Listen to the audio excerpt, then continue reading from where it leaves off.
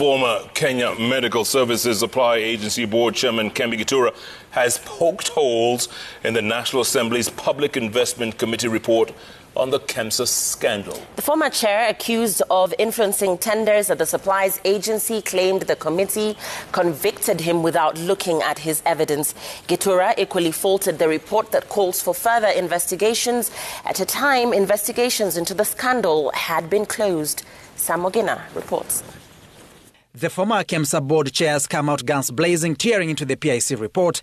Kembi Gitura, who left the board to chair the Communications Authority Board, rubbished the report as not only frivolous, but a waste of taxpayers' money for the numerous meetings they sat probing the scam. I reckon what they don't seem to appreciate is that EACC completed substantially its investigations sometimes last year.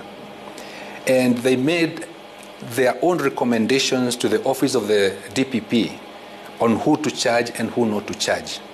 In other words, that matter of investigation is completed. In its recommendations, the PIC report asked the Ethics and Anti-Corruption Commission to investigate Gitura alongside Joel Gesuka Onsari, who sat in the KEMSA board, on the award of commitment letters to Wallabies Ventures Limited, Villa Surgical Supplies and Equipment Limited.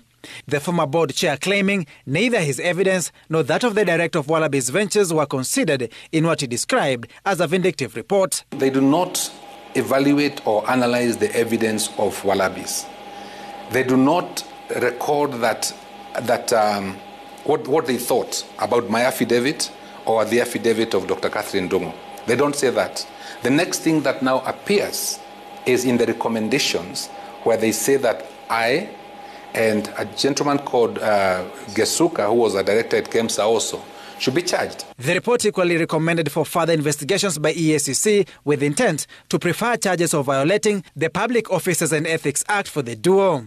For the former KEMSA board chair, the National Assembly's Watchdog Committee was arrogating itself imaginary powers. If it's a true, genuine committee doing its work, they should have stopped at saying we are not able to verify the truth or otherwise of this allegation, so we recommend further investigations.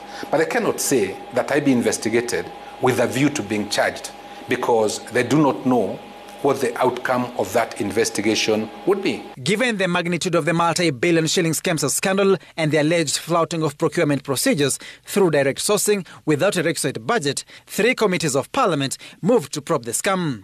The National Assembly had the Public Investment Committee and the Health Committee, while the Senate Health Committee equally undertook a parallel investigation into the matter. This as the anti-graft body EACC initiated a similar probe after President Uhuru Kenyatta directed investigative agencies to scrutinize procurement of COVID-19 supplies within 21 days. To forestall what he terms as overlapping of mandates, time wastage and pilferage of public resources, Gitura proposes that Parliament adopts a common strategy in such probes. You have joint committees.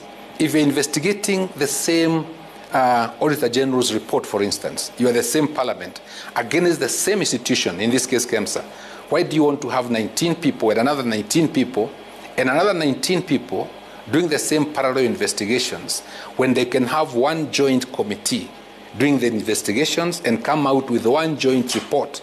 If nothing else, to have coherence in the outcome. A preliminary probe by EACC revealed that KEMSA officials flouted procurement procedures by direct sourcing as companies with less than 6 months in operation easily clinched tenders without credible financial records being presented. Nothing has been heard of the case since the Director of Public Prosecutions recommended further probe to the first files presented by EACC. Sam Ogina, Citizen TV, Nairobi.